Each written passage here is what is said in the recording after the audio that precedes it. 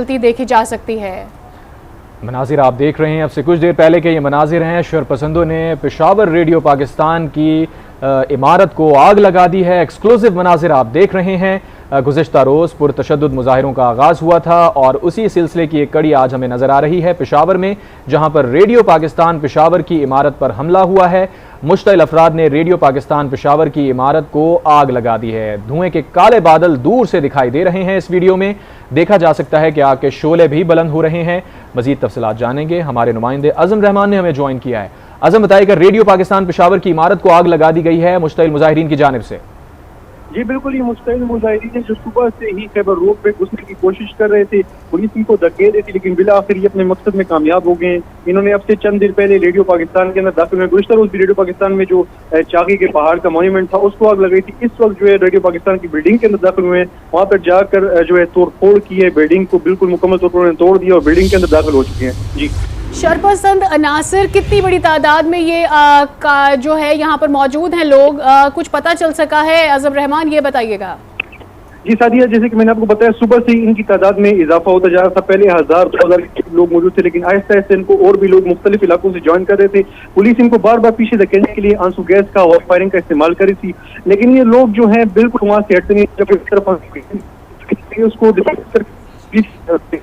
ये वहीं मौजूद रहे। आखिर जैसे पुलिस थोड़ी सी पीछे हुई तो ये रेडियो पाकिस्तान के अंदर जो है दाखिल हो गए। अच्छा आजम, ये बताएगा, इस बात का तायुन कर लिया गया है कि ये जो आग लगी है ये शरपसंदों की जानिब से ही लगाई गई है? खुदा न खास्ता कोई हादसा तो नहीं हुआ है? अज़म रहमान, आपकी आवाज़ हम तक ठीक से नहीं पहुंच पा रही है। फरजाना अली, ब्यूरो चीफ पेशावर, हमारे साथ मौजूद हैं, उनसे ताज़ा तरीन जान लेंगे। फरजाना, आगाह कीजिएगा, ये हमला हुआ है बिल्डिंग पर रेडियो पाकिस्तान पेशावर की, इस वक्त क्या सूरत हाल नजर आ रही है? जी बिल्कुल, अगर आप देखिए, मैं थोड़ी सी आपको इसकी लोकेशन समझा दूं तो ये जो असेंबली चौक है इसके बिल्कुल ही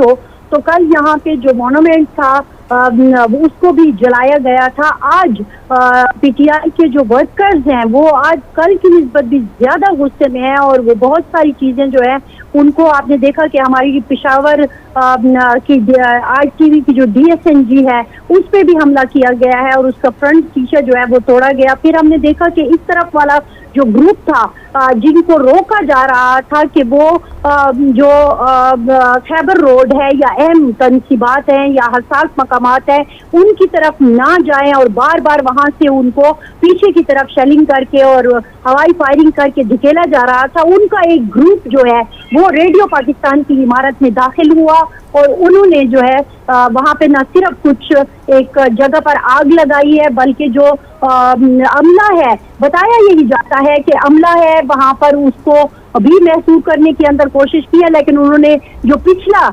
एरिया था वहां से बहुत सारे लोग जो हैं वो भाग निकलने में कामयाब हो गए। लेकिन जो मुश्तइल मुजाहिरीन थे उन्होंने न सिर्फ उनकी गाड़ियां तोड़ी है, कुछ एरिया में आग लगाई है और भी बहुत सारी चीजों में जो है वो तोड़ फोड़ के इत्तलात हमारे पास आ रही हैं। तो सिक्योरिटी सूरत हाल के हवाले से भी बता दीजिएगा साथ ही में कि अब इस सूरत हाल के पेश नजर क्या आपको नजर आ रहा है, किस तरह से कंट्रोल करने के लिए इकदाम उठाए जा रहे हैं?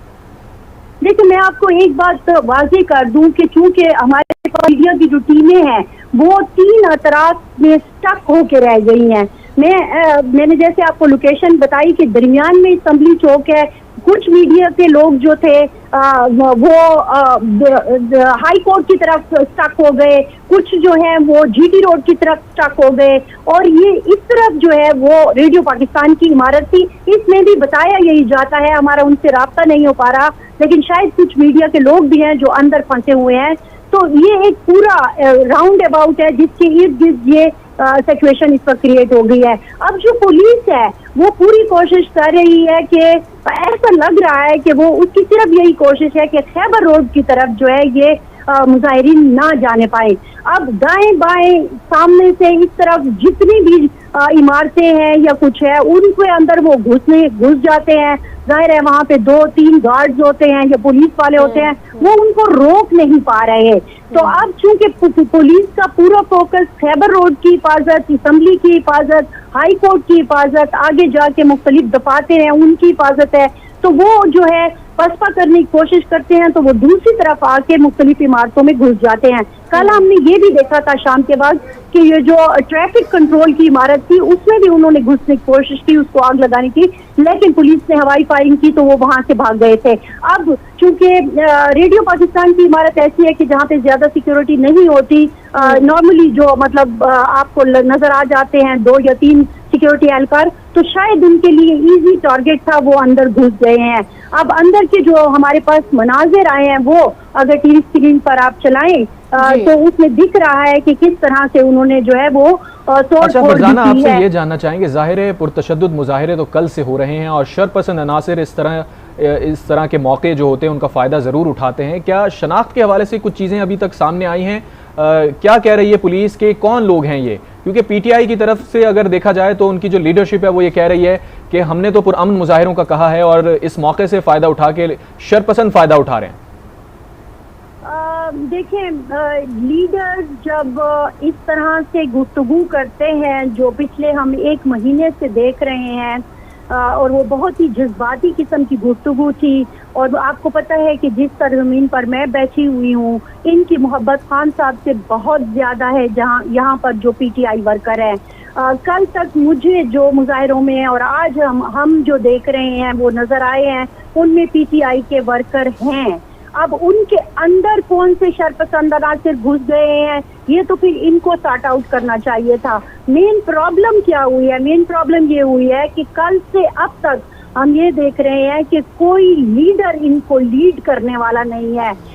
सुबह के वक्त भी एक जो साबिक एमपीए थे वो आए, उन्होंने सिर्फ उन प्रोटेस्ट करने वालों को ये बताया कि आप कितने हिस्सों में तकसीम होंगे, यानी कि उन्होंने कहा कि एक ग्रुप जो है वो जीटी रोड को देखेगा, एक ग्रुप जो है बादशाह खान चौक की तरफ जाएगा, एक ग्रुप जो है वो हाई कोर्ट की तरफ वाले रास्ते को देखेगा, कवर करेगा। तो इस तरह से उन्होंने ये तो बता दिया कि आपने किस तरह हशनगरी से मूव करना है सामने तक, लेकिन उनको लीड करने वाला जो है कोई लीडर नहीं था। आपने देखा कि कल जब शाफरमान आए थे तो उन्होंने कोशिश की कि आप जो है हसास इमारतों में दाखिल ना हो, तो उन्हें प्रोटेस्ट करने वालों ने वहां से भगा दिया, बल्कि जो अल्फाज उनके लिए इस्तेमाल किए गए वो शायद मैं नहीं बता सकती। बिल्कुल, पीटीआई के जो मकामी वहां के रहनुमा हैं, कल उन पर भी तशद्दुद हुआ है, उनके भी कपड़े फाड़े गए हैं। सवाल इसीलिए तो उठाया जा रहा है कि ये आखिर कौन लोग हैं? पीटीआई की क़यादत भी उन्हें कंट्रोल नहीं कर पा रही है और जो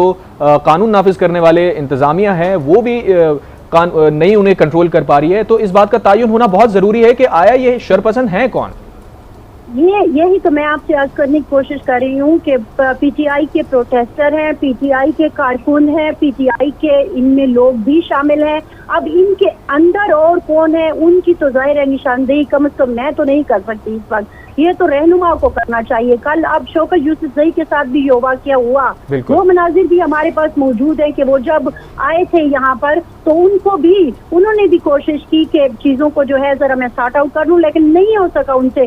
शौकत यूसुफजई के भी कपड़े फाड़ दिए गए थे कल और वो मनाजिर भी हमने देखे, और उनको जिस तरह से अलकाबात से नवाजा गया वो भी शौकत यूसुफजई ने कहा कि ये हमारे कारकुनान नहीं हो सकते, जिस तरह से इन्होंने हम पर ही हमला कर दिया है। और शौकत यूसुफजई की अपनी एक फॉलोइंग है पीटीआई में, वहां पर उनकी एक मकाम है उनका, और ऐसे में ये थोड़ी अजीब सी बात लगती है कि कारकुनान की जानिब से ऐसा किया जाए। तभी ये तासुर पैदा हुआ कि ये शरपसंद कौन है, आया इनका ताल्लुक पीटीआई से है भी है या नहीं। फरजाना ये बता दीजिएगा कि इस वक्त अंदर से कुछ खबरें आ रही हैं, जिस तरह की आग भड़क उठी है ये बहुत बड़ी है, ऐसे में लोगों को भी नुकसान हो सकता है। मुसलसल जो बयानात आ रहे हैं कि न्यूज़ रूम को नुकसान पहुंचा है, वहाँ जो दीगर चीज़ें इक्विपमेंट मौजूद है उससे नुकसान पहुंचा है, तो क्या लोगों को निकाल दिया गया है? देखिए, हमारे पास जो इब्तदाई इत्तलात आई हैं वो यही थी कि इसमें इन्होंने जो अमला था उसने सबसे पहले तो अपनी जान बचाई है और वो वहां से भागे हैं, लेकिन अब जान बचाने का चूंकि आपने जिक्र किया, फरजाना ऐड कर दीजिएगा, क्या किसी किस्म की कोई ऐसी इत्तलात आ रही हैं कि लोग इस कदर मुतासर हुए, हलाकतों के खदशात बढ़ गए हैं अब ऐसे में? अच्छा, ये एक इंफॉर्मेशन जो हम आपको पहले भी दे चुके हैं, मैं उसको दोबारा से देती हूँ कि लेडी रीडिंग अस्पताल की इंतजामिया ने जो हमें इंफॉर्मेशन दी है उसके मुताबिक उनके पास जो जख्मी लाए गए हैं उनकी तादाद 12 है, जिनमें कुछ को गोलियां लगी हैं और कुछ को जो शेल के जो टुकड़े होते हैं वो लगे हुए हैं। लेकिन उनमें उन्होंने ये भी बताया कि एक डेड बॉडी भी लेडी रीडिंग अस्पताल पहुंचाए जाने वाले उसमें मौजूद थी। जब हमने उनसे ये सवाल किया कि आया ये डेड बॉडी मुजाहिरीन में से किसी की है और यहाँ पर जो इस वक्त झड़प हो रही है क्या ये उन्हीं में से किसी की है, तो उन्होंने कहा कि फिलहाल हम ये बताने से कासिर हैं, लेकिन हमारे पास जो 12 जख्मी और एक डेड बॉडी लाई गई है वो इसी दौरान लाई गई है जबकि झड़प हो रही थी। और अब इत्तला आ रही है कि शायद लाशों की तादाद 2 हो गई है। अच्छा फरजाना, आप लेडी रीडिंग अस्पताल के हवाले से अपडेट कर रही हैं कि वहां पर जख्मियों को लाया गया और वहां पर शायद डेड बॉडी भी आई है। स्पेसिफिकली रेडियो पाकिस्तान पे जो अभी हमला हुआ है और वहां पर आग लगी हुई है, आप बता रही थी कि वहां पे कुछ लोग महसूर भी हैं, क्या वहां पर कोई हलाकतों का खदशा जाहिर किया जा रहा है या वहां हलाकतें हुई हैं? जी फिलहाल वहां से इस तरह की कोई ऐसी इत्तला नहीं है कि वहां पे कोई जख्मी अस्पताल मुंतकिल किया गया हो या वहां पे दिखा हो। जो इब्तदाई हमारे पास इत्तलात थी उनमें यही कहा गया था कि वहां पे मौजूद जो अमला था उनके पीछे जाहिर है जब प्रोटेस्टर दाखिल हुए हैं तो उन्होंने सबसे पहले अपनी जान बचाने की कोशिश की है और वो चले गए वहां से। लेकिन बाद में जो खुला माहौल उनको मिला है तो उन्होंने कुछ एरिया में आग लगाई है, कहीं पे तोड़ फोड़ की है, जो गाड़ियां मौजूद थी उसको भी तोड़ा है, जो सब्जाजार था उसको भी खराब किया है और अब वो इमारत के अंदर घुसे हुए हैं। और चूंकि मैं खुद उस जगह पे इस वक्त मौजूद नहीं हूँ, मैंने आपको बताया कि हम स्टक होके रह गए हैं जीटी रोड के इस तरफ, तो वो बड़ा मुश्किल हो जाता है कि उसके अंदर की सही सूरत हाल इस वक्त बताना। लेकिन पुल के ऊपर से जो हमने आपको फुटेज भेजी है, मनाजिर देखे हैं, वो यही था कि उसमें लोगों ने बज़ाहिर लगता ऐसा है कि देखते ही देखते फरजाना आग जो है उसकी शिद्दत पे भी इजाफा होता चला जा रहा है। कुछ इत्तलात हैं कि यहाँ क्या फायर ब्रिगेड पहुंचाई जा सकती है या वो भी मुमकिन नहीं है? जो इमारत मैंने आपसे बताया कि इस वक्त जिस सिचुएशन में और जिस जगह पे है वहाँ के फ्रंट डोर के ऊपर और इर्द गिर्द सारे के सारे पाकिस्तान तहरीक इंसाफ के प्रोटेस्टर का कब्जा है। पुलिस जो है वो खैबर रोड के बिल्कुल फ्रंट पे खड़ी हुई है और वो धकेलने के लिए जीटी रोड पर आगे तक जाती है, जो सुरे पुल से आगे तक किला बाला हिसार तक होता है। लेकिन 3 तरफ से जब प्रोटेस्टर उनके ऊपर आ जाते हैं तो फिर उनके लिए मुश्किल हो जाता है और फिर वो हवाई फायरिंग भी करते हैं। और हमने देखा कि ये सुबह से बहुत ज्यादा बार जो है वो हवाई फायरिंग की गई है ताकि इन प्रोटेस्टर को पुश किया जा सके पीछे की तरफ।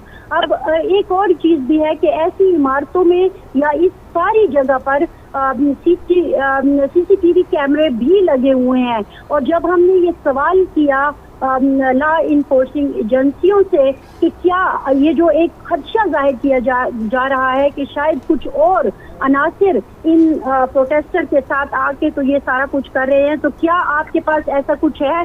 तो उन्होंने बताया कि हमारे पास कैमरों में सारी फुटेज जो है वो बिल्कुल फरजाना, इसी हवाले से गुज़िश्ता रोज से कई फुटेजेस सोशल मीडिया पर भी ज़ेर गर्दिश हैं जहां पर देखा जा सकता है कि सादा कपड़ों में लोग पीटीआई प्रोटेस्टर्स के बीच में उनके दरमियान जा रहे हैं और फिर कई लोगों को काउंटर भी किया गया कि आप लोग कौन हैं, लेकिन वो कोई उसका खातिर खा जवाब नहीं दे सके। ज़ाहिर एक सूरत हाल में ये नज़र ज़रूर आ रहा है कि कुछ ऐसे भी एलिमेंट्स हैं जो सूरत हाल को एक्सप्लॉइट करने की कोशिश कर रहे हैं। आपसे ये जानना चाहेंगे, ज़ाहिर हसास तनसीबात हैं रेडियो पाकिस्तान की, अगर आज बात करें स्पेसिफिकली इस इंसिडेंट की बात करें तो यहाँ पर सिक्योरिटी पैरामीटर्स आमतौर पर कैसे होते हैं? यहाँ पर कितनी सिक्योरिटी डिप्लॉय होती है? देखिए, मेरा तो जब भी इन इमारतों में जाने का इत्तेफाक हुआ है, अगर मैं थोड़ा सा आपको पहले एक मेरे पास ब्रेकिंग न्यूज आ गई है उसके बारे में आगाह करते हुए जाऊं। लेडी रीडिंग अस्पताल की तरफ से जो हमारे पास ताज़ा तरीन इत्तलात आई हैं उनमें बताया गया है कि 4 डेड बॉडीज और 27 जख्मी जो हैं वो लेडी रीडिंग अस्पताल में पहुंचाए गए हैं, जबकि खैबर टीचिंग अस्पताल में 5 जख्मी जो हैं वो पहुंचाए गए हैं। तो अब अगर हम जो जख्मियों की और मरने वालों की ताज़ा तरीन सूरत हाल से अपने नाजरीन को आगाह करें तो लेडी रीडिंग अस्पताल में 4 लाशें और 27 जख्मी पहुंचाए गए हैं, जबकि खैबर टीचिंग अस्पताल में 5 जख्मी पहुंचाए गए हैं। अब मैं आपके सवाल के जवाब की तरफ आ जाती हूँ कि आपने जो कहा कि यहाँ पे सिक्योरिटी कितनी होती है। मुझे जब भी यहाँ पे जाने का इत्तेफाक हुआ तो मेन गेट पर आमतौर पर 2 से 3 गार्ड जो हैं वो खड़े होते हैं। फिर अगर आप थोड़ा सा अंदर जाते हैं जो इमारत का हिस्सा है तो वहाँ पे भी आपको एक आध सिक्योरिटी का बंदा जो है नजर आ जाता है, लेकिन ऐसा इतनी कोई हाई सिक्योरिटी यहाँ पर हमें कभी देखने को नहीं मिली। लेकिन मैं आपको ये बताने की कोशिश कर रही हूँ कि जो बाहर पुलिस खड़ी है वो पूरी कोशिश कर रही थी कि मुजाहिरीन को पीछे की तरफ धकेला जाए, लेकिन चूंकि ये चौक है और इसमें 4 तरफ से रास्ते आते हैं। एक रास्ता तो यकीनन उन्होंने कार्डन ऑफ किया हुआ है खैबर रोड का, लेकिन जो 3 रास्ते हैं वहां से बड़ी तादाद में मुजाहिरीन जो है टोलियों की शक्ल में आते हैं। जब वो उनको मुंतशिब करते हैं, उनके ऊपर हवाई फायरिंग करते हैं या फिर उनके ऊपर शेल फेंकते हैं तो वो भाग जाते हैं, लेकिन फिर दूसरे रास्ते से वो फिर से आ जाते हैं। तो अब ऐसे लोगों को कंट्रोल करना थोड़ा सा मुश्किल है। और मैं एक और चीज देख रही हूँ कि इश्तियाल बहुत ज्यादा है।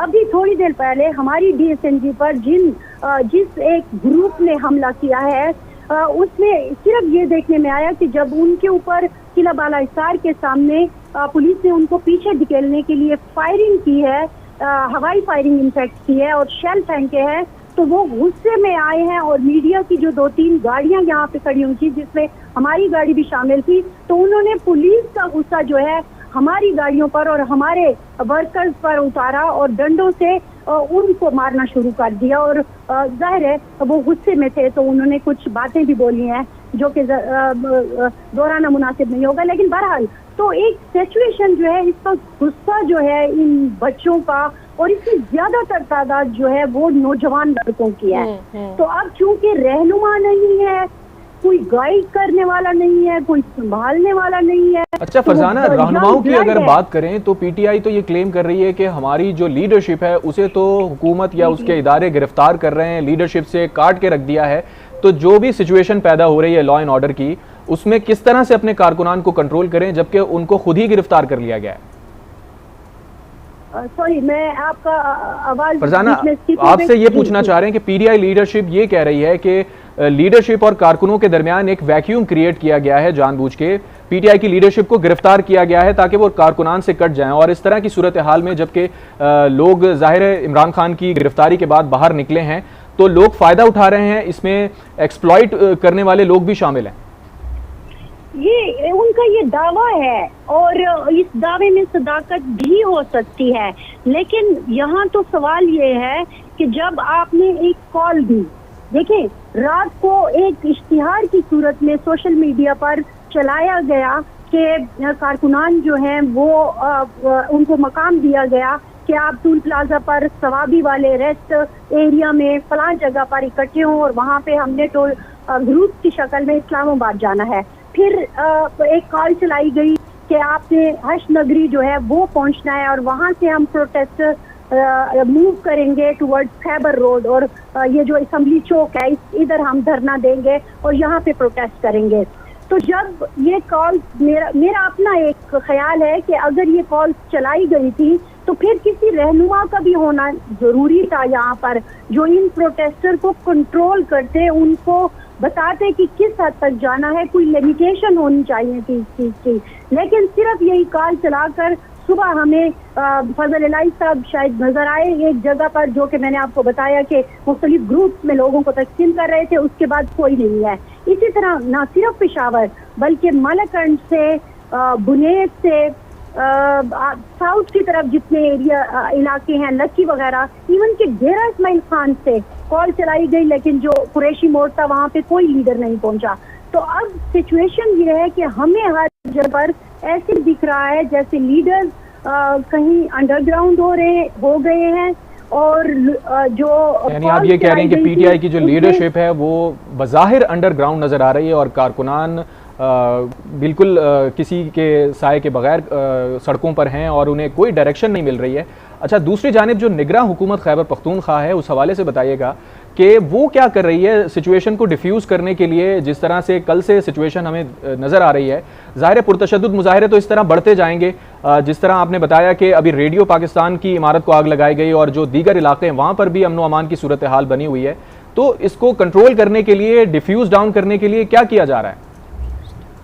देखिए, एक तो ये है कि आपने अभी थोड़ी देर पहले खबर चलाई है कि महकमा दाखिला ने फौज तलब करने के लिए जो है वो रिक्विजिशन डाल दी है। तो एक तो ये हो गया कि कोशिश की जा रही है कि चूंकि एक फौज की मखसूस तादाद आ जाए, खुसूसन इन जगहों पर जहाँ पर के असास इमारतें हैं या अहम इमारतें हैं, और यही खुसूसन एरिया है जो रेड जोन कहलाता है, तो काफी हद तक सिक्योरिटी जो है वो शायद मुमकिन हो जाए। अभी काबीना का इजलास हो रहा है और वो भी इसी लॉ एंड ऑर्डर की सिचुएशन को लेके हो रहा है। अब देखिए कि वहां से क्या फैसला जो है मजीद सामने आता है और क्या बताया जाता है। लेकिन अभी तक जो मैं देख रही हूँ, खैबर पख्तूनख्वा की पुलिस, पेशावर पुलिस इनफैक्ट चाहे पेशावर में है या पख्तूनख्वा की पुलिस मुख्तलिफ जगहों पे है, वो कोशिश अपनी कर रही है